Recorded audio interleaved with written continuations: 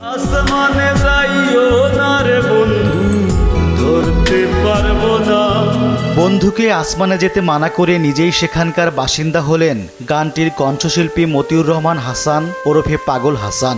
সিলেট সুনামগঞ্জ মহাসড়কে সুরমা ব্রিজের কাছে বাসের সঙ্গে সিএনজি চালিত অটোরিকশার মুখোমুখি সংঘর্ষে অনন্ত লোকের পথে পাড়ি জমান তিনি। 18 এপ্রিল সকাল 7টার দিকে এই দুর্ঘটনা ঘটে।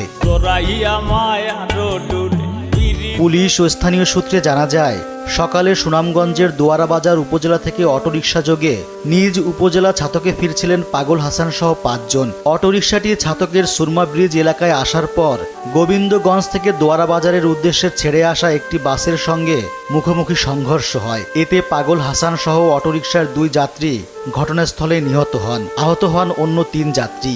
স্থানীয়রা তাদের উদ্ধার করে ছাতক উপজেলা স্বাস্থ্য কমপ্লেক্সে নিয়ে যায়। সেখানে প্রাথমিক চিকিৎসা দেওয়ার পর তাদের সিলেট ওসমানী মেডিকেল কলেজ হাসপাতালে নিয়ে যাওয়া হয়।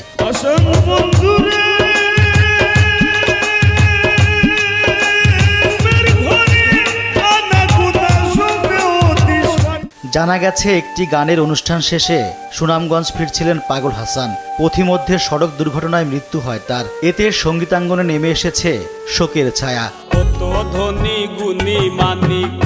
সুরকার, গীতিকার ও কণ্ঠশিল্পী হিসেবে সঙ্গীতাঙ্গনে পরিচিত ছিলেন পাগল হাসান।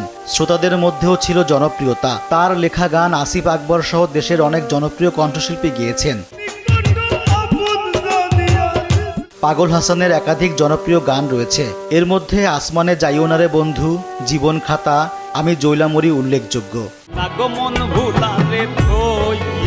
রিজওয়ান সিদ্দিকী, দেশ টিভি।